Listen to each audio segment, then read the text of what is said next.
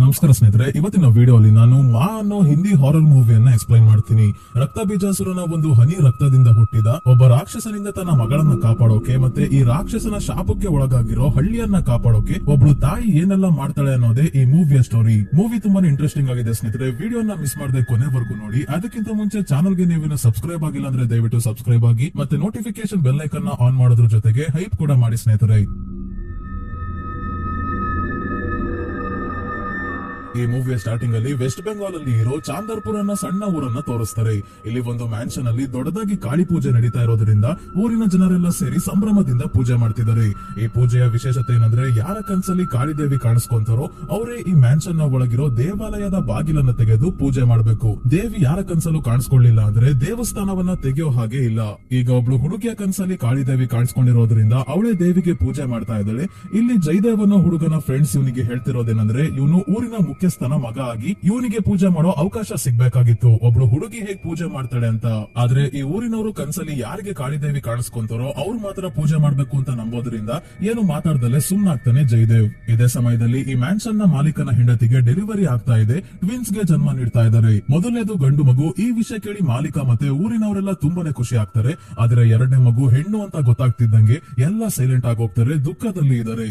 ಮಾಲೀಕ ಗಂಡು ಮಗುವಿಗೆ ಶುಭಂಕರ್ ಅಂತ ಹೆಸರಿಟ್ಟು ತನ್ನ ಹೆಂಡತಿ ಎಷ್ಟೇ ಹೇಳಿದ್ರು ಕೇಳದೆ ಹೆಣ್ಣು ಮಗುವನ್ನ ಎತ್ಕೊಂಡು ಮ್ಯಾನ್ಷನ್ ನ ಹಿಂದೆ ಇರೋ ದೊಡ್ಡ ಮರದ ಹತ್ರ ಎಲ್ಲರನ್ನ ಕರ್ಕೊಂಡ್ ಬರ್ತಾರೆ. ಹೆಣ್ಣು ಮಗು ಹುಟ್ಟಿದ್ದು ಗೊತ್ತಾಗ್ತಿದ್ದಂಗೆ ಕಾಡಿನಲ್ಲಿ ಇರೋ ಒಂದು ದುಷ್ಟ ಶಕ್ತಿ ಮನೆ ಕಡೆನೆ ಬರ್ತಾ ಇದ್ದಾಗ ಕಾಳಿದೇವಿಗೆ ಪೂಜೆ ಮಾಡ್ತಿದ್ದ ಹುಡುಗಿ ಈ ಹೆಣ್ಣು ಮಗುವನ್ನ ದೊಡ್ಡ ಮರದ ಮುಂದೆ ಕಲ್ಲಿನ ಮೇಲೆ ಇಟ್ಟು ಕತ್ತಿಯಿಂದ ಮಗುವನ್ನ ಕತ್ತರಿಸಿ ಬಲಿ ಕೊಟ್ಬಿಡ್ತಾಳೆ. ಇದರಿಂದ ಆ ದುಷ್ಟ ಶಕ್ತಿ ಇವರ ಬಳಿ ಬರೋದಿಲ್ಲ, ಕಾಡಿಗೆ ವಾಪಸ್ ಹೋಗುತ್ತೆ.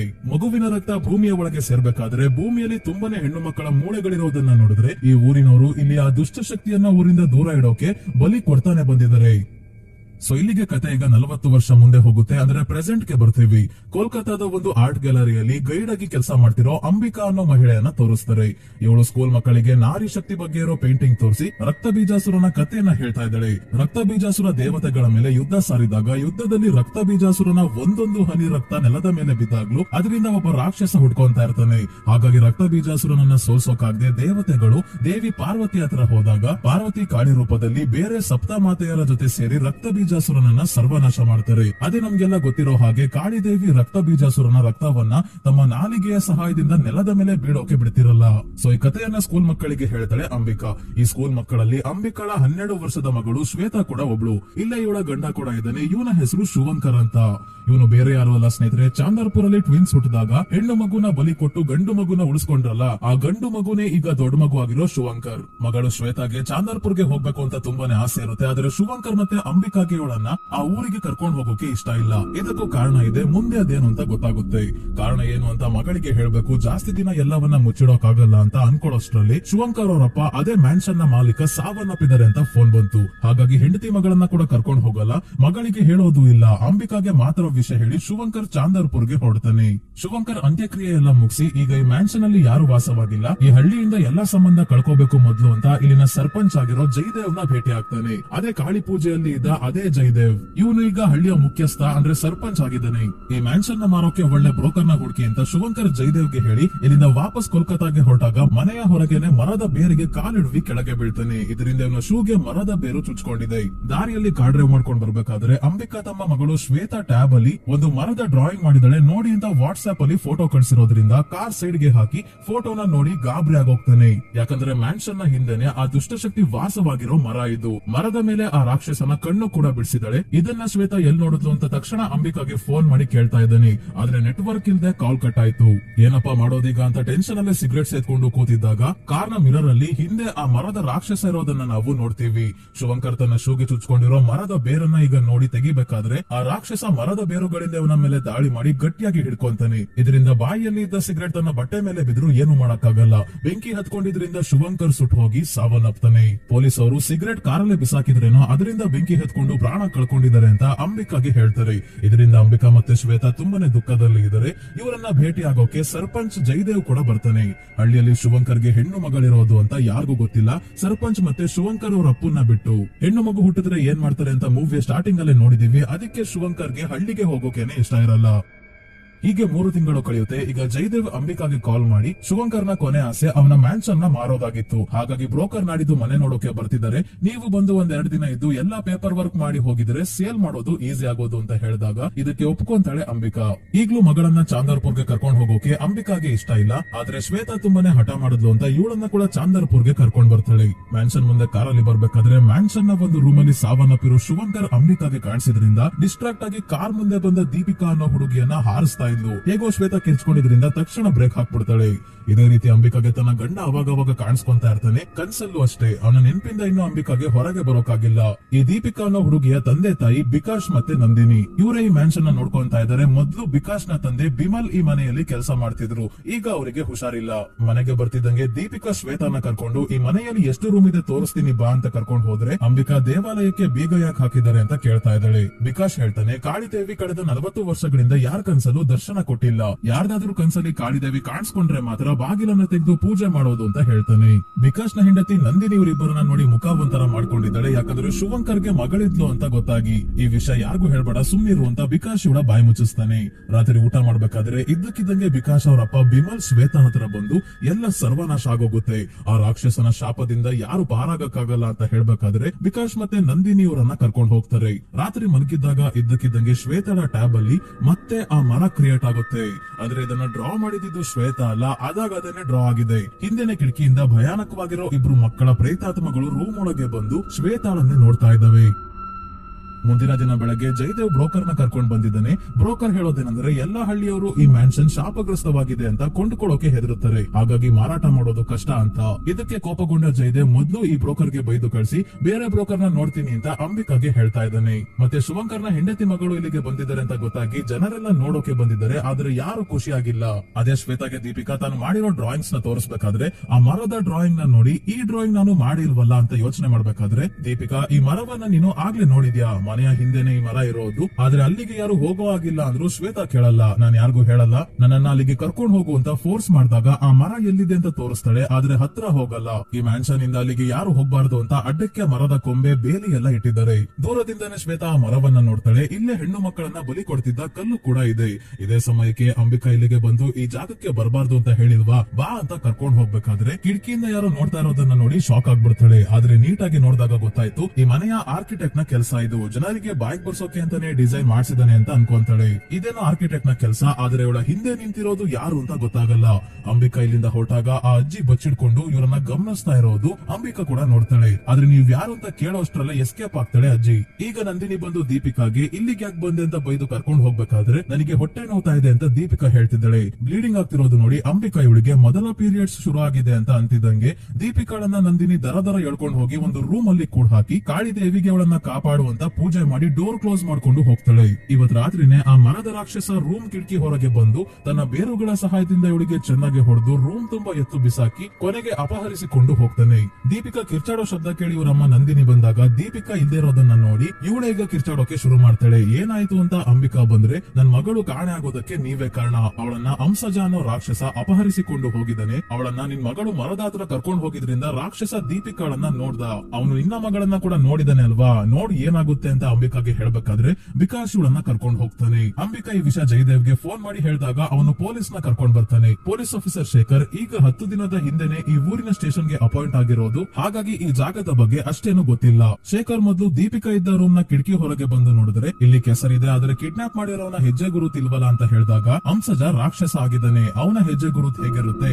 ದೀಪಿಕಾ ಮೊದಲನೇ ಹುಡುಗಿ ಎಲ್ಲ ನಾಪತ್ತೆ ಆಗಿರೋದು. ಹಳ್ಳಿಯಲ್ಲಿ ಯಾವ ಹುಡುಗಿಗೆ ಮೊದಲನೇ ಪೀರಿಯಡ್ ಶುರು ಆಗುತ್ತೋ ಅವರನ್ನ ಆ ಅಂಸಜ ಅಪಹರಿಸಿಕೊಂಡು ಹೋಗ್ತಾನೆ. ಅದಕ್ಕೆ ದೀಪಿಕಾಳನ್ನ ರೂಮ್ ಅಲ್ಲಿ ಕೂಡ ಹಾಕಿದ್ದು ಅಂತ ಹೇಳ್ತಾನೆ ಬಿಕಾಶ್. ಮಕ್ಕಳು ಕಾಣಾಗಿದ್ದಾರೆ ಅಂದ್ರೆ ಕಂಪ್ಲೇಂಟ್ ಯಾಕೆ ಕೊಟ್ಟಿಲ್ಲ ಅಂತ ಶೇಖರ್ ಕೇಳಿದಾಗ ಆ ಹೆಣ್ಣು ಮಕ್ಕಳು 4-5 ದಿನ ಆದ್ಮೇಲೆ ಸುರಕ್ಷಿತವಾಗಿ ವಾಪಸ್ ಮನೆಗೆ ಬರ್ತಾರೆ, ಅದಕ್ಕೆ ಕಂಪ್ಲೇಂಟ್ ಕೊಟ್ಟಿಲ್ಲ ಅಂತಾನೆ ಜಯದೇವ್. ಹಳ್ಳಿಯ ಜನರೆಲ್ಲ ನಂದಿನಿ ಹೇಳ್ದಂಗೆ ಇದಕ್ಕೆಲ್ಲ ಕಾರಣ ಅಂಬಿಕಾ ಮತ್ತೆ ಅವಳ ಗಂಡ ಶುಭಂಕರ್. ಇವರು ಇಲ್ಲಿಗೆ ಬರಬಾರ್ದಾಗಿತ್ತು, ಬಂದಿರೋದಕ್ಕೆ ಇದೆಲ್ಲ ಆಗ್ತಿರೋದು ಅಂತ ಹೇಳ್ತಿರೋದ್ರಿಂದ ಅಂಬಿಕಾ ಕೋಪದಲ್ಲಿ ಆಯ್ತು ಅದ್ ಯಾವ ರಾಕ್ಷಸ ದೀಪಿಕಾಳನ್ನ ಕಿಡ್ನಾಪ್ ಮಾಡ್ಕೊಂಡು ಹೋಗಿದ್ದಾನೆ ನಾನು ನೋಡ್ತೀನಿ ಅಂತ ಆ ಮರ ಇರೋ ಕಾಡಿಗೆ ಹೋಗೋಕೆ ಡಿಸೈಡ್ ಮಾಡ್ತಾಳೆ. ಒಬ್ಬ ವ್ಯಕ್ತಿ ತನ್ನ ಮಗಳನ್ನ ಹುಡ್ಕೊಂಡು ಆ ಕಾಡಿಗೆ ಹೋಗಿದ್ದ. ಮಗಳು ವಾಪಸ್ ಬಂದು ಆದ್ರೆ ಅವ್ರ ಅಪ್ಪನೇ ವಾಪಸ್ ಬರ್ಲಿಲ್ಲ. ಕಾಡಿಗೆ ಹೋಗೋದು ಸುರಕ್ಷಿತವಲ್ಲ ಅಂತ ಜಯದೇವ್ ಹೇಳಿದ್ರು ಇವಳು ಕೇಳಲ್ಲ.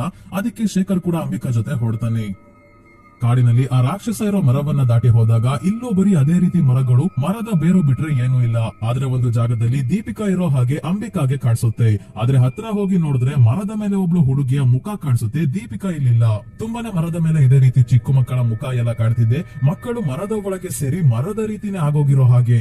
ಒಂದು ಜಾಗದಲ್ಲಿ ಮರದ ಬೇರಿಂದಾನೆ ಸುರಂಗ ಸೃಷ್ಟಿಯಾಗಿದೆ, ಇದರ ಒಳಗಿಂದ ಮಗು ಅಳ್ತಾ ಇರೋ ಶಬ್ದ ಕೇಳ್ತಿದೆ ಅಂತ ಅಂಬಿಕಾ ಒಳಗೆ ಹೋಗಿ ಎಲ್ಲಿಂದ ಶಬ್ದ ಕೇಳ್ತಿದೆ ಅಂತ ನೋಡ್ಬೇಕಾದ್ರೆ ಶೇಖರ್ ಅಂಬಿಕಾಳನ್ನ ವಾಪಸ್ ಕರಿತಾ ಇದ್ದಾನೆ. ಯಾಕಲ್ಲಿಗೆ ಹೋದ್ರಿ ಅಂತ ಕೇಳಿದಾಗ ಮಗು ಅಳ್ತಿರೋ ಶಬ್ದ ನಿಮಗೆ ಕೇಳಿಸ್ಲಿಲ್ವಾ ಅಂತ ಕೇಳ್ತಾಳೆ ಅಂಬಿಕಾ. ಇಲ್ವಲ್ಲ, ನನಗೇನು ಕೇಳಿಸ್ಲಿಲ್ಲ, ದೀಪಿಕಾ ಇಲ್ಲಿಲ್ಲ ಅನ್ಸುತ್ತೆ, ಬನ್ನಿ ಅಂತ ಶೇಖರ್ ಅಂಬಿಕಾನ ವಾಪಸ್ ಕರ್ಕೊಂಡ್ ಬರ್ತಾನೆ. ಮನೆಗೆ ವಾಪಸ್ ಬಂದ್ಮೇಲೆ ಶ್ವೇತಾ ತನ್ನ ತಾಯಿಗೆ ಏನ್ ನಡೀತಿದೆ, ಆ ಅಂಸಜ ಯಾರು, ನನ್ನಿಂದ ಏನ್ ಮುಚ್ಚಿಡ್ತಿದ್ದೀರಾ ಹೇಳಿ ಅಂದಾಗ ಮೊದ್ಲೇ ಇವಳಿಗೆ ಎಲ್ಲ ಹೇಳ್ಬೇಕು ಅಂತ ಅನ್ಕೊಂಡಿದ್ದ ಅಂಬಿಕಾ ಅಂಸಜ ಯಾರು ಅಂತ ಹೇಳ್ತಾಳೆ. ರಕ್ತ ಬೀಜಾಸುರ ಯುದ್ಧದಲ್ಲಿ ಸಾವನ್ನಪ್ತಾನೆ, ಆದ್ರೆ ಅವನ ಒಂದು ಹನಿ ರಕ್ತ ಭೂಮಿ ಮೇಲೆ ಚಾಂದರ್ಪುರ್ ಅಲ್ಲಿ ಬಿದ್ದಿದ್ರಿಂದ ಅಂಸಜ ಅನ್ನೋ ರಾಕ್ಷಸ ಹುಡ್ಕೊಂತಾನೆ. ಕಾಡಿನಲ್ಲಿ ಮರದ ರೂಪದಲ್ಲಿ ವಾಸ ಮಾಡ್ತಾ ಇದ್ದಾನೆ. ಆದ್ರೆ ರಕ್ತ ಬೀಜಾಸುರನ ತರ ಅಂಸಜ ತನ್ನ ರಕ್ತದಿಂದ ಇನ್ನಷ್ಟು ರಾಕ್ಷಸರನ್ನ ಸೃಷ್ಟಿ ಮಾಡೋಕಾಗಿರಲ್ಲ. ಕಾಳಿಯನ್ನ ಮತ್ತೆ ಯುದ್ಧದಲ್ಲಿ ಸೋಲ್ಸೋಕೆ ಇನ್ನಷ್ಟು ರಾಕ್ಷಸರು ಬೇಕೇ ಬೇಕು ಅಂತ ಮನುಷ್ಯರ ಮೇಲೆ ಕಣ್ಣು ಹಾಕ್ತಾನೆ. ವಯಸ್ಸಿಗೆ ಬಂದ ಹೆಣ್ಣು ಮಕ್ಕಳನ್ನ ಕಿಡ್ನಾಪ್ ಮಾಡಿ ಇವರ ದೇಹದ ಸಹಾಯದಿಂದ ರಾಕ್ಷಸ ಮಕ್ಕಳಿಗೆ ಜನ್ಮ ನೀಡೋ ಹಾಗೆ ಮಾಡೋಕೆ ನೋಡ್ತಾನೆ. ಆದ್ರೆ ಯಾವ ಹೆಣ್ಣು ಮಗು ಕೂಡ ಅಂಸಜ ಮುಂದೆ ಬದುಕಿ ಉಳಿಲಿಲ್ಲ. ಆಗ ಒಬ್ಬ ಕಾಳಿದೇವಿಯ ಭಕ್ತ ಕಾಳಿದೇವಿಗೆ ಬೇಡ್ಕೊಂಡು ಸಹಾಯ ಕೇಳಿದಾಗ ದೇವಿಯ ಮೂರ್ತಿಯಿಂದ ರಕ್ತ ಬರೋಕೆ ಶುರುವಾಗಿ ಆ ರಕ್ತದ ಒಂದು ಹನಿ ಭಕ್ತನ ಕಣ್ಣಿಗೆ ಬೀಳ್ತಿದ್ದಂಗೆ ಇವನಿಗೆ ಅಪಾರವಾದ ಶಕ್ತಿ ಬರುತ್ತೆ. ಈ ವಿಷಯ ಗೊತ್ತಾಗ್ತಿದ್ದಂಗೆ ಅಂಸಜ ಓಡ್ ಹೋಗಿ ಬಚ್ಚಿಡ್ಕೊಂತಾನೆ, ಭಕ್ತನ ಕೈಗೆ ಸಿಗೋದೇ ಇಲ್ಲ. ಜನ ಎಲ್ಲ ಅಂಸಜ ಮತ್ತೆ ಬರಲ್ಲ ಅಂತ ಅನ್ಕೊಂಡು ಖುಷಿಯಾಗಿದ್ದಾಗ್ಲೇ ಭಕ್ತನಿಗೆ ಹೆಣ್ಣು ಮಗು ಹುಟ್ಟುತ್ತೆ. ಇವಳಿಗೆ ಭಕ್ತನಲ್ಲಿ ಇದ್ದ ಶಕ್ತಿ ಟ್ರಾನ್ಸ್ಫರ್ ಆಗಿರುತ್ತೆ. ಹಾಗಾಗಿ ಬೇರೆ ಹೆಣ್ಣು ಮಕ್ಕಳು ತನ್ನ ಶಕ್ತಿಯನ್ನ ತಡ್ಕೊಳಕಾಗದೆ ಪ್ರಾಣ ಬಿಟ್ರು. ಆದ್ರೆ ಈ ಹುಡುಗಿಗೆ ಜಾಸ್ತಿ ಶಕ್ತಿ ಇದೆ ಅಂತ ಅಂಸಜ ಇವಳನ್ನ ಕಿಡ್ನಾಪ್ ಮಾಡ್ತಾನೆ. ಈ ಹುಡುಗಿ ವಾಪಸ್ ಬಂದಾಗ ಭಕ್ತನಿಗೆ ಗೊತ್ತಾಯ್ತು ಮಗಳ ದೇಹದಲ್ಲಿ ತನ್ನ ಬೀಜವನ್ನ ಹಾಕಿ ಪ್ರೆಗ್ನೆಂಟ್ ಮಾಡಿದಾನೆ ಆ ರಾಕ್ಷಸ ಅಂತ. ಹಾಗಾಗಿ ಭಕ್ತ ತನ್ನ ಮನ್ಸನ್ನ ಗಟ್ಟಿ ಮಾಡ್ಕೊಂಡು ತನ್ನ ಮಗಳನ್ನೇ ಬಲಿ ಕೊಡ್ತಾನೆ. ಅಕಸ್ಮಾತ್ ಮಗಳು ರಾಕ್ಷಸನ ಮಗುವಿಗೆ ಜನ್ಮ ನೀಡಿದ್ರೆ ಅದು ಅತ್ಯಂತ ಶಕ್ತಿಶಾಲಿ ಆಗಿರುತ್ತೆ ಅಂತ ಹೇಳಿ. ಈ ಸ್ಟೋರಿ ಏನೋ ಸರಿ, ಇದಕ್ಕೂ ಅಂಬಿಕಾಳ ಫ್ಯಾಮಿಲಿಗೂ ಏನ್ ಸಂಬಂಧ ಅಂದ್ರೆ ಶುಭಂಕರ್ನ ಫ್ಯಾಮಿಲಿಯವರು ಆ ಭಕ್ತನ ವಂಶಕ್ಕೆ ಸೇರಿದವರಾಗಿದ್ದಾರೆ. ಹಾಗಾಗಿ ಈ ಫ್ಯಾಮಿಲಿಯಲ್ಲಿ ಹುಟ್ಟಿದ ಹೆಣ್ಣು ಮಗುವನ್ನ ಆಗಿನಿಂದ ಬಲಿ ಕೊಡ್ತಾನೆ ಬಂದಿದ್ದಾರೆ. ಭಕ್ತನ ಮಗಳ ಜೊತೆ ಏನಾಯ್ತೋ ಅದು ಮತ್ತೆ ಆಗ್ಬಾರ್ದು ಅಂತ. ಆದ್ರೆ ಶುಭಂಕರ್ ಇದನ್ನೆಲ್ಲ ನಂಬ್ತಾ ಇರಲ್ಲ. ಹಾಗಾಗಿ ಓದೋಕೆ ಕೋಲ್ಕತ್ತಾಗೆ ಹೋದವನು ಅಲ್ಲೇ ಮನೆ ಮಾಡಿ ಮದುವೆ ಆಗಿ ಸೆಟಲ್ ಆಗ್ತಾನೆ. ಆಮೇಲೆ ಹೆಣ್ಣು ಮಗು ಆದಾಗ ನೋಡೋಕೆ ಇವರಪ್ಪ ಹಾಸ್ಪಿಟಲ್ಗೆ ಬಂದಿರ್ತಾರೆ. ಆಗ ಬೇರೆಯವರ ಗಂಡು ಮಗುವನ್ನ ತೋರಿಸಿ ಗಂಡು ಮಗು ಆಗಿದೆ ಅಂತ ಸುಳ್ಳು ಹೇಳಿರ್ತಾನೆ. ಶುಭಂಕರ್ ಏನೇ ಸುಳ್ಳು ಹೇಳಿದ್ರು ಶುಭಂಕರ್ ಅಪ್ಪಂಗೆ ಸತ್ಯ ಗೊತ್ತಾಗಿರುತ್ತೆ. ಮೋಸ್ಟ್ಲಿ ಊರಿಂದ ದೂರ ಇದ್ರಲ್ಲ ಅಂತ ಸುಮ್ನಿದ್ರು ಅನ್ಸುತ್ತೆ. ಅದಕ್ಕೆ ನಿನ್ನ ಇಲ್ಲಿಗೆ ಕರ್ಕೊಂಡ್ ಬರ್ತಿರ್ಲಿಲ್ಲ ಅಂತ ಅಂಬಿಕಾ ಶ್ವೇತಾಗೆ ಹೇಳ್ತಾ ಇದ್ದಾರೆ. ಅದೇ ಇನ್ನೊಂದ್ ಕಡೆ ಕಾಡಿನಲ್ಲಿ ಅಂಸಜ ದೀಪಿಕಾಳನ್ನ ಪೊಸೆಸ್ ಮಾಡ್ಕೊಂತಾ ಇದ್ದಾನೆ. ಮುಂದಿನ ದಿನ ಪೊಲೀಸ್ ಆಫೀಸರ್ ಶೇಖರ್ ಜಯದೇವ್ ಜೊತೆ ಸೇರಿ ಯಾವ್ಯಾವ ಹೆಣ್ಮಕ್ಳು ನಾಪತ್ತೆ ಆಗಿ ವಾಪಸ್ ಬಂದಿದ್ದಾರೋ ಅವರನ್ನ ಭೇಟಿಯಾಗಿ ಏನಾಯ್ತು ಅಂತ ವಿಚಾರಿಸೋಕೆ ಮುಂದಾಗ್ತಾರೆ. ಆದ್ರೆ ಯಾರಿಗೂ ಏನಾಯ್ತು ಅನ್ನೋದೇ ನೆನಪಿಲ್ಲ.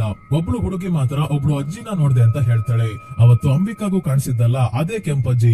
ಶೇಖರ್ ಅಂಬಿಕಾಗೆ ಈ ವಿಷಯ ಹೇಳಿದಾಗ ಜಯದೇವ್ ಮೋಸ್ಟ್ಲಿ ಹೆಣ್ಣು ಮಕ್ಕಳನ್ನ ಕಿಡ್ನಾಪ್ ಮಾಡ್ತಿರೋದು ಆ ಅಜ್ಜಿನೇ ಆಗಿರ್ಬೇಕು. ಅವಳಿಗೆ ತಂತ್ರ ವಿದ್ಯೆ ಎಲ್ಲ ಗೊತ್ತಿತ್ತು ಅಂತಾನೆ 40 ವರ್ಷಗಳ ಹಿಂದೆನೆ ಹಳ್ಳಿಯಿಂದ ಅವಳನ್ನ ಹೊರಗೆ ಹಾಕಿದ್ವಿ. ಅವಳು ಮತ್ತೆ ಕಾಣಿಸ್ಕೊಂತಿದ್ದಾಳೆ ಅಂದ್ರೆ ಅವಳದೇ ಕೆಲಸ ಇದು ಅಂತ ಹೇಳ್ತಾನೆ. ಅಂಬಿಕಾ ಮನೆಗೆ ವಾಪಸ್ ಬಂದಾಗ ಶ್ವೇತಾ ಬಿಮಲ್ ಹತ್ರ ಮಾತಾಡ್ತಿರೋದನ್ನ ನೋಡಿ ಇವಳನ್ನ ಕರ್ಕೊಂಡು ಹೋಗೋಕೆ ಬಂದಾಗ ಬಿಮಲ್ ಅಂಬಿಕಾಗೆ ಒಂದು ಮರ್ಚಿಟ್ಟಿರೋ ಹಳೆ ಪೇಪರ್ ನ ಕೊಟ್ಟು ಇದು ಶುಭಂಕರ್ಗೆ ಸೇರಿದ್ದು, ಕಾಳಿದೇವಿಯ ಆದೇಶ ಇದರಲ್ಲಿ ಇದೆ ಅಂತ ಹೇಳ್ತಾರೆ. ಅಂಬಿಕಾ ಏನಿದೆ ಇದರಲ್ಲಿ ಅಂತ ತನ್ನ ರೂಮ್ ಅಲ್ಲಿ ಓದೋಕೆ ಶುರು ಮಾಡ್ತಾಳೆ. ಆದ್ರೆ ಬೆಂಗಾಲಿಯಲ್ಲಿ ಇದೆ, ಸರಿಯಾಗಿ ಅರ್ಥ ಆಗ್ತಿಲ್ಲ. ಹಾಗಾಗಿ ಶುಭಂಕರ್ನ ಆತ್ಮ ಇವಳಿಗೆ ಕಾಣಿಸ್ಕೊಂಡು ಆ ಪೇಪರ್ ಅಲ್ಲಿ ಏನ್ ಬರ್ದಿದೆ ಅಂತ ಹೇಳ್ತಾನೆ. ರಾಕ್ಷಸ ಪಾಪವನ್ನ ಹರಡೋಕೆ ಶುರು ಮಾಡಿದಾಗ ಹೆಣ್ಣು ಮಕ್ಕಳ ಕಣ್ಣೀರು ರಕ್ತವಾಗಿ ಮಣ್ಣನ್ನ ಸೇರಿದಾಗ ಕಾಳಿಯ ಆಯುಧ ವರವಾಗಿ ಬರುತ್ತೆ. ಆಗ ಹೆಣ್ಣು ಮಗುವಿನ ರಕ್ತನೇ ರಾಕ್ಷಸನನ್ನ ನಾಶ ಮಾಡುತ್ತೆ ಅಂತ ಹೇಳ್ತಾನೆ. ಹಿಂದೆನೆ ಕಾಳಿದೇವಿ ಕೂಡ ಅಂಬಿಕಾಗೆ ಕಾಣಿಸ್ಕೊಂತಾರೆ. ಹಾಗಾಗಿ ಮುಂದಿನ ದಿನಾನೇ ವಿಕಾಸ್ಗೆ ಕಾಳಿದೇವಿ ಕಾಣಿಸ್ಕೊಂಡ ವಿಷಯ ಹೇಳಿ ದೇವಸ್ಥಾನದ ಬಾಗಿಲನ್ನ ಓಪನ್ ಮಾಡ್ತಾಳೆ. ಹಳ್ಳಿಯ ಜನರೆಲ್ಲ ಇಲ್ಲಿಗೆ ಬರೋಕೆ ಹೆದರುತ್ತಿದ್ದವರು ಈಗ ತಾಯಿಯ ದರ್ಶನಕ್ಕೆ ಅಂತ ಖುಷಿಯಾಗಿ ಬರ್ತಾರೆ. ಮತ್ತೆ ಇದೇ ಸಮಯಕ್ಕೆ ದೀಪಿಕಾ ಕೂಡ ಕಾಡಿಂದ ವಾಪಸ್ ಬರ್ತಾಳೆ. ಹಿಂದೆನೆ ಶೇಖರ್ ಮತ್ತೆ ಅಂಬಿಕಾ ನಾಪತ್ತೆಯಾಗಿ ವಾಪಸ್ ಬಂದಿರೋ ಹೆಣ್ಣು ಮಕ್ಕಳನ್ನ ಹಾಸ್ಪಿಟಲ್ಗೆ ಕರ್ಕೊಂಡ್ ಬಂದು ಟೆಸ್ಟ್ ಮಾಡಿಸಿದಾಗ ಡಾಕ್ಟರ್ ಹೇಳ್ತಾರೆ ಯಾವ ಮಕ್ಕಳ ಮೇಲೂ ಅತ್ಯಾಚಾರ ಆಗಿಲ್ಲ, ಆದ್ರೆ ಎಲ್ಲರ ಪೀರಿಯಡ್ಸ್ ನಿಂತೋಗಿದೆ, ಇದು ಹೇಗೆ ಅಂತ ಅರ್ಥ ಆಗ್ತಿಲ್ಲ ಅಂತ ಹೇಳ್ತಾರೆ. ಇವತ್ ರಾತ್ರಿ ಎಲ್ಲರೂ ಮಲಗಿದ್ದಾಗ ಶ್ವೇತಾ ಕೂಡ ಹೊಟ್ಟೆ ನೋವು ಅಂತ ಮಲಗಿದ್ದಾಳೆ. ಇದೇ ಸಮಯಕ್ಕೆ ದೀಪಿಕಾ ಅಂದ್ರೆ ಅಂಸಜಾಗೆ ಪೊಸೆಸ್ಟ್ ಆಗಿರೋ ದೀಪಿಕಾ ಎದ್ದು ಶ್ವೇತಾಳ ರೂಮ್ ಕಡೆ ಹೊರಟಿದ್ದಾಳೆ. ಸೊ ಈಗ ನಮಗೆ ಗೊತ್ತಾಗೋದೇನಂದ್ರೆ ಅಂಸಜ ಹುಡುಗಿಯರನ್ನ ಬಳಸ್ಕೊಂಡು ಬೇರೆ ರಾಕ್ಷಸರನ್ನ ಸೃಷ್ಟಿ ಮಾಡೋಕಾಗ್ಲಿಲ್ಲ ಅಂದ್ರೆ ಏನಾಯ್ತು, ಇವರನ್ನ ರಾಕ್ಷಸರ ರೀತಿನೇ ಮಾಡಿದ್ರಾಯ್ತು ಅಂತ ಕಿಡ್ನಾಪ್ ಆಗಿದ್ದ ಎಲ್ಲರನ್ನ ಪೊಸೆಸ್ ಮಾಡ್ಕೊಂಡಿದ್ದಾನೆ ತನ್ನ ಕೆಲಸವನ್ನ ಮಾಡಿಸ್ಕೊಳ್ಳೋಕೆ. ದೀಪಿಕಾಳನ್ನ ತಡೆಯೋಕೆ ಬಿಮಲ್ ಬಂದಾಗ ಇವರ ಕತ್ತನ್ನ ಮುರಿದಾಕಿ ಸಾಯಿಸ್ಬಿಡ್ತಾಳೆ. ಆಮೇಲೆ ಸೈಲೆಂಟ್ ಆಗಿ ಶ್ವೇತಾಳ ರೂಮ್ ಗೆ ಬಂದಾಗ ಇವಳಿಗೆ ಮೊದಲನೇ ಪೀರಿಯಡ್ ಶುರು ಆಗಿದೆ ಅಂತ ಗೊತ್ತಾಗಿ ಇವಳನ್ನ ಕರ್ಕೊಂಡು ಹೊಡ್ತಾಳೆ. ಆಟ ಆಡೋಣ ಬಾ ಅಂತ ಹೇಳಿ ಶ್ವೇತಾಳನ್ನ ಯಾಮಾಸಿ ಹೊರಗೆ ಕರ್ಕೊಂಡು ಬಂದಾಗ ಇಲ್ಲಿ ಪೊಸೆಸ್ಡ್ ಆಗಿರೋ ಬೇರೆ ಹುಡುಗಿಯರೆಲ್ಲರೂ ಇವಳನ್ನ ಎಳ್ಕೊಂಡು ಮರದ ಹತ್ರ ಹೋಗ್ತಾ ಇದ್ದಾರೆ. ಈಗ ಮಲಗಿದ್ದ ಅಂಬಿಕಾಗೆ ಎಚ್ಚರಿಕೆ ಆಗಿ ಮಗಳನ್ನ ಹುಡ್ಕೊಂಡ್ ಬಂದಾಗ ಎಲ್ಲಾ ಹುಡುಗಿಯರು ಶ್ವೇತಾನ ಎಳ್ಕೊಂಡು ಮರದ ಹತ್ರ ಹೋಗ್ತಿರೋದು ನೋಡಿ ಇವಳು ಕೂಡ ಮರದ ಹತ್ರ ಬರುವಷ್ಟರಲ್ಲೇ ಆ ಅಜ್ಜಿ ಶ್ವೇತಾಳನ್ನ ಹಿಡ್ಕೊಂಡಿದ್ದಾರೆ. ಅಜ್ಜಿನೇ ಇದೆಲ್ಲ ಮಾಡ್ತಿರ್ಬೇಕು ಅಂತ ಅಂಬಿಕಾ ತನ್ನ ಮಗಳನ್ನ ವಾಪಸ್ ಕರ್ಕೊಂಡ್ ಬರ್ತಾಳೆ. ಆದ್ರೆ ಅಜ್ಜಿ ಆ ಪೊಸೆಸ್ಡ್ ಆಗಿರೋ ಹುಡುಗಿಯರಿಂದ ಶ್ವೇತಾಳನ್ನ ಕಾಪಾಡ್ತಿರೋ ಹಾಗೆ ಕಾಣ್ತಿತ್ತು. ಅಂಬಿಕಾ ಇದ್ಯಾಕೋ ಜಾಸ್ತಿ ಆಗ್ತಿದೆ, ಮೊದ್ಲು ಇಲ್ಲಿಂದ ಹೊರಡ್ಬೇಕು ಅಂತ ಬ್ಯಾಕ್ ಪ್ಯಾಕ್ ಮಾಡ್ಕೋಬೇಕಾದ್ರೆ ನಾಳೆ ಕಾಳಿ ಪೂಜೆ ಮಾಡ್ದಲೆ ವಾಪಸ್ ಹೋಗ್ತಿದ್ಯಾ, ಇದು ಸರಿಯಲ್ಲ ಅಂತ ಜಯದೇವ್ ಬಂದು ಹೇಳ್ತಾ ಇದ್ದಾನೆ. ಅಂಬಿಕಾ ಅವನು ಮಾತು ಕೇಳಲ್ಲ, ಮಗಳನ್ನ ಕರ್ಕೊಂಡು ವಾಪಸ್ ಕೋಲ್ಕತ್ತಾಗೆ ಹೊರಟಾಗ ದಾರಿಯಲ್ಲಿ ಪೊಸೆಸ್ಡ್ ಆಗಿರೋ ಹೆಣ್ಣು ಮಕ್ಕಳು ಇವರ ಕಾರ್ ಮೇಲೆ ದಾಳಿ ಮಾಡ್ತಾರೆ. ಮತ್ತೆ ಶ್ವೇತಾಳನ್ನ ಕಾರಿಂದ ಹೊರಗೆ ಎಳ್ಕೊಳ್ಳೋಕೆ ನೋಡ್ತಿದ್ದಾರೆ. ಆದ್ರೆ ಅಂಬಿಕಾ ಡ್ರಿಫ್ಟ್ ಎಲ್ಲ ಹೊಡೆದು ಎಲ್ಲರನ್ನ ಕಾರಿಂದ ಏನೋ ಬೀಳಿಸ್ತಾಳೆ. ಆದ್ರೆ ಈ ಹುಡುಗಿಯರೆಲ್ಲ ಕಾರ್ನ ಮೇಲೆ ಎತ್ಕೊಂಡಿದ್ರಿಂದ ಅಂಬಿಕಾಗೆ ಡ್ರೈವ್ ಮಾಡೋಕೂ ಆಗಲ್ಲ. ಕೊನೆಗೆ ಅಂಬಿಕಾಗೆ ಹೊಡೆದು ಶ್ವೇತಾಳನ್ನ ಎತ್ಕೊಂಡು ಹೋಗಿ ಜಯದೇವ್ಗೆ ಒಪ್ಪಿಸ್ತಾರೆ. ಹೌದು ಸ್ನೇಹಿತರೆ, ಇದೆಲ್ಲ ಮಾಡ್ತಿರೋದೇ ಜಯದೇವ್. ಇವನನ್ನ ನೋಡಿದ ನಂತರ ಗಾಯಗೊಂಡಿರೋ ಅಂಬಿಕಾ ಪ್ರಜ್ಞೆ ತಪ್ತಾಳೆ.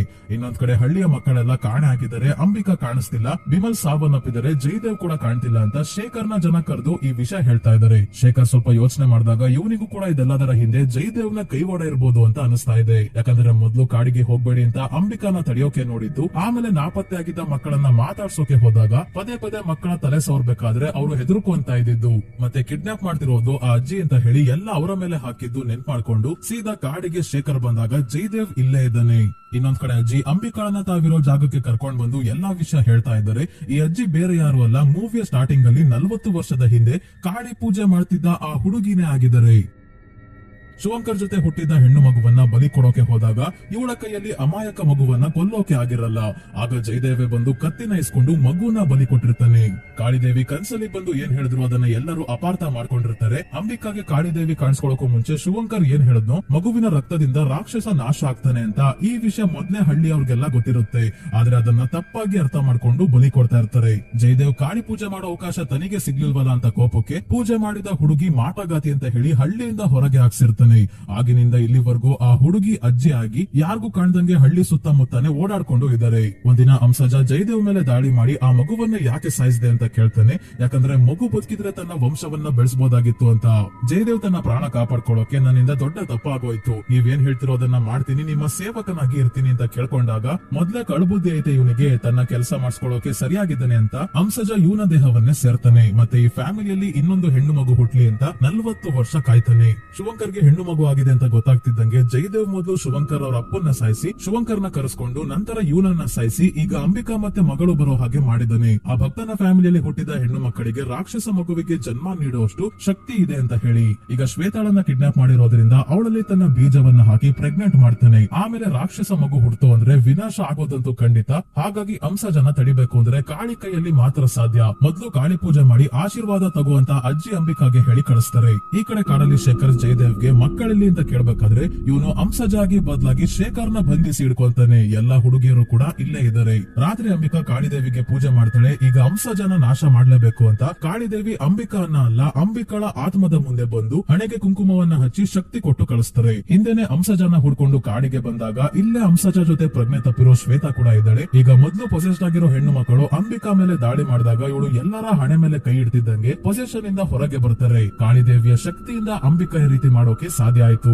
ನಂತರ ಇವಳು ಅಂಸಜ ಜೊತೆ ಫೈಟ್ ಮಾಡೋಕೆ ಶುರು ಮಾಡ್ತಾಳೆ. ಆದ್ರೆ ಅಂಸಜ ತನ್ನ ಬೇರುಗಳಿಂದ ಅವಳನ್ನ ಹಿಡ್ಕೊಂಡು ಕೈ ಕಾಲೆಲ್ಲ ಟ್ವಿಸ್ಟ್ ಮಾಡಿ ಕೊನೆಗೆ ಗತ್ತನ್ನ ಮುರಿದಾಕಿ ಸಾಯಿಸೇ ಬಿಡ್ತಾನೆ. ಮತ್ತೆ ಶ್ವೇತಾ ಒಳಗೆ ತನ್ನ ಬೀಜವನ್ನ ಹಾಕೋಕೆ ಮುಂದುವರಿಸ್ತಾನೆ.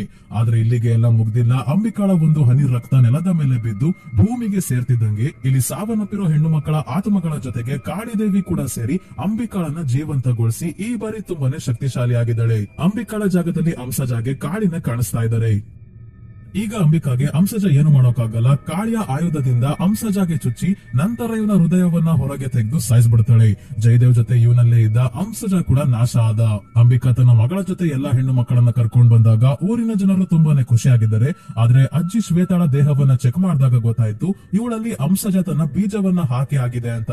ಈಗ ಮತ್ತೆ ಆ ಭಕ್ತನಿಗೆ ಬಂದಿದ್ದ ಪರಿಸ್ಥಿತಿ ಅಂಬಿಕಾಗೆ ಬಂದಿದೆ. ಏನ್ ಮಾಡೋದು ಅಂತ ಗೊತ್ತಾಗಲ್ಲ. ಕೊನೆಗೆ ಬೇರೆ ದಾರಿ ಇಲ್ಲದೆ ಇವಳನ್ನ ಕೂಡ ಬಲಿ ಕೊಡೋಕೆ ಅಂತ ಕಲ್ಲಿನ ಮೇಲೆ ಮಲಗಿಸ್ತಿದ್ದಂಗೆ ಇಲ್ಲಿ ಬಲಿಯಾಗಿದ್ದ ಆ ಮಕ್ಕಳ ಆತ್ಮಗಳು ಭೂಮಿಯಿಂದ ಹೊರಗೆ ಬರೋಕೆ ಶುರುವಾಯಿತು. ಇದರಿಂದ ಅಜ್ಜಿ ತಕ್ಷಣ ಅಂಬಿಕಾಳನ್ನ ತಡೆದು, ಮೊದ್ಲಿಂದಾನು ಈ ಮನೆಯವರು ಏನ್ ತಪ್ಪು ಮಾಡಿದ್ರು ಅದೇ ತಪ್ಪು ಮತ್ತೆ ಮಾಡೋದು ಬೇಡ. ಕಾಳಿದೇವಿಯ ಆದೇಶವನ್ನ ನಾವೆಲ್ಲರೂ ತಪ್ಪಾಗಿ ಅರ್ಥ ಮಾಡ್ಕೊಂಡಿದ್ವಿ. ಕಾಳಿದೇವಿಯ ಆಯುಧ ಇರೋದು ರಾಕ್ಷಸನನ್ನ ನಾಶ ಮಾಡೋಕೆ, ಮಕ್ಕಳನ್ನ ಬಲಿ ಕೊಡೋಕೆ ಅಲ್ಲ. ಸಾವನ್ನಪ್ಪಿರೋ ಹೆಣ್ಣು ಮಕ್ಕಳ ರಕ್ತನೇ ಶಕ್ತಿ ಕೊಡುತ್ತೆ. ಈ ಆಯುಧದಿಂದ ಅಂಶಜನ ನಾಶ ಮಾಡಿ ಅಂತ ಕಾಳಿ ಹೇಳಿದ್ದನ್ನ ಶಿವಂಕರ್ನ ಫ್ಯಾಮಿಲಿಯ ಗಂಡಸರು ತಮಗೆ ಬೇಕಾದಂಗೆ ಅರ್ಥ ಮಾಡ್ಕೊಂಡಿದ್ರು. ಆದ್ರೆ ನಿಜವಾದ ಅರ್ಥ ಏನು ಅನ್ನೋದನ್ನ ಅಂಬಿಕಾ ತೋರಿಸಿದಳೆ. ಜೊತೆಗೆ ಈಗ ಶ್ವೇತಾ ಅಲ್ಲಿ ಇದ್ದ ಅಂಶಜನ ಅಂಶವನ್ನ ಕಿತ್ತು ಬಿಸಾಕ್ತಾರೆ ಕಾಳಿ. ಇವಳ ಹೊಟ್ಟೆಯಲ್ಲಿ ಅಂಶಜನ ಬೀಜ ಇಲ್ಲ ಅಂತ ಅಜ್ಜಿ ಹೇಳ್ತಾರೆ. ಹಿಂದೆನೆ ಶ್ವೇತಾಗೆ ಪ್ರಜ್ಞೆ ಬಂತು, ಮತ್ತೆ ಸ್ವತಃ ಕಾಳಿದೇವಿನೇ ಈ ಕಾಡನ್ನ ನಾಶ ಮಾಡ್ತಾರೆ. ಎಲ್ಲ ಆದ್ಮೇಲೆ ನಾಶ ಆಗಿ ಬೂದಿಯಾಗಿರೋ ಕಾಡಿಗೆ ಶೈತಾನ್ ಮೂವಿಯಲ್ಲಿ ಇದ್ದ ಮಾಧವನ್ ಅವರು ಮಾಡಿದ ಕ್ಯಾರೆಕ್ಟರ್ ವನರಾಜ್ ಇಲ್ಲಿಗೆ ಬಂದು ಬೂದಿಯನ್ನ ಕೈಯಲ್ಲಿ ಹಿಡ್ಕೊಂಡು ಹೇಳ್ತಾನೆ, ಒಬ್ಬ ದುಷ್ಟನನ್ನ ನಾಶ ಮಾಡಿದ್ರೆ ಜಗತ್ತಿನಲ್ಲಿ ದುಷ್ಟಶಕ್ತಿನೇ ಇಲ್ಲ ಅಂತ ಅನ್ಕೊಂಡ್ಬಿಡ್ತಾರೆ ಮನುಷ್ಯರು. ಆದ್ರೆ ಈ ಪ್ರಪಂಚದಲ್ಲಿ ಮನುಷ್ಯ ಇರೋವರೆಗೂ ಅವನಲ್ಲೇ ಇರೋ ಸೈತಾನ ಕೂಡ ಜೀವಂತವಾಗಿ ಇರ್ತಾನೆ ಅಂತ ಹೇಳ್ತಾನೆ. ಮತ್ತೆ ಈ ಬೂದಿಯಿಂದ ರಾಕ್ಷಸನ ಶಕ್ತಿಯನ್ನ ಹೀರಿಕೊಳ್ತಾ ಇದ್ದಾನೆ ವನರಾಜ್. ಮೊದಲೇ ಹೇಳಿದ್ರು ಸ್ನೇಹಿತರೆ, ಮಾ ಮೂವಿ ಶೈತಾನ್ ಮೂವಿ ಯೂನಿವರ್ಸ್ ಅಲ್ಲಿ ಬರುತ್ತೆ ಅಂತ. ಆದ್ರೆ ಶೈತಾನ್ ಮೂವಿಗೂ ಮಾ ಮೂವಿಗೂ ಯಾವುದೇ ಸಂಬಂಧ ಕಾಣ್ತಿಲ್ಲ. ಕೊನೆಯಲ್ಲಿ ವನರಾಜ್ ಬರೋದು ಬಿಟ್ರೆ, ಹಾಗೆ ನೋಡಿದ್ರೆ ಈ ಮೂವಿ ಚೋರಿ ಯೂನಿವರ್ಸ್ ಗೆ ಬರೋ ಹಾಗಿದೆ. ಸೇಮ್ ಹೆಣ್ಣು ಮಕ್ಕಳನ್ನ ಬಲಿ ಕೊಡೋದೇ ಕತೆ. ಡೈರೆಕ್ಟರ್ ಕೂಡ ಸೇಮ್. ಒಳ್ಳೆ ಕಾನ್ಸೆಪ್ಟ್ ಇದ್ರು ಕೂಡ ಸ್ವಲ್ಪ ಟಿವಿ ಸೀರಿಯಲ್ ತರ ಮಾಡಿ ಸೇಮ್ ಚೋರಿ ಮೂವಿಯಲ್ಲಿ ಏನಾಗಿತ್ತೋ ಅದನ್ನೇ ಈ ಮೂವಿಯಲ್ಲೂ ಕೂಡ ಪದೇ ಪದೇ ತೋರಿಸಿದ್ದಾರೆ ಅಂತ ನನಗೆ ಅನಿಸ್ತು ಸ್ನೇಹಿತರೆ. ಶೈತಾನ್ ಮೂವಿ ಗುಜರಾತಿ ಭಾಷೆಯಲ್ಲಿ ಬಂದಿದ್ದ ವಶ್ ಮೂವಿಯ ರೀಮೇಕ್ ಆಗಿತ್ತು. ಈಗ ವಶ್ ಪಾರ್ಟ್ ಗುಜರಾತಿಯಲ್ಲಿ ಮಾತ್ರ ಅಲ್ಲ, ಹಿಂದಿಯಲ್ಲೂ ಕೂಡ ಡಬ್ ಆಗಿ ಬರ್ತಾ ಇದೆ. ಹಾಗಾಗಿ ಅಜಯ್ ದೇವಗನ್ ಅವರು ವಶ್ ಪಾರ್ಟ್ 2 ಅನ್ನ ರೀಮೇಕ್ ಮಾಡ್ತಾರಾ ಅಥವಾ ಸಪರೇಟ್ ಸ್ಟೋರಿ ಮಾಡಿ ಶೈತಾನ್ ಪಾರ್ಟ್ 2 ಮಾಡ್ತಾರಾ ಗೊತ್ತಿಲ್ಲ. ಮಾ ಮೂವಿಯಲ್ಲಿ ವನರಾಜ್ ಹೇಗ್ ಬಂದ, ಶೈತಾನ್ ಪಾರ್ಟ್ 2 ಅಲ್ಲಿ ವನರಾಜ್ ನ ಕ್ಯಾರೆಕ್ಟರ್ ನ ಹೇಗ್ ಕನೆಕ್ಟ್ ಮಾಡ್ತಾರೆ ಅಂತ ನೋಡ್ಬೇಕು. ಈ ಮೂವಿ ನಿಮ್ಗೆ ಹೇಗೆ ಅನಿಸ್ತು ಅಂತ ಕಮೆಂಟ್ ಮಾಡಿ ತಿಳಿಸಿ. ವಿಡಿಯೋ ಇಷ್ಟ ಆಗಿದ್ರೆ ಲೈಕ್ ಮಾಡಿ, ಚಾನಲ್ ಗೆ ಸಬ್ಸ್ಕ್ರೈಬ್ ಆಗೋದನ್ನ ಮರಿಬೇಡಿ. ಮತ್ತೆ ಹೈಪ್ ಕೂಡ ಮಾಡಿ ಸ್ನೇಹಿತರೆ. ಇದೇ ರೀತಿಯ ವಿಡಿಯೋವಿನೊಂದಿಗೆ ಮತ್ತೆ ನಿಮ್ಮನ್ನ ಭೇಟಿ ಆಗ್ತೀನಿ. ಧನ್ಯವಾದಗಳು.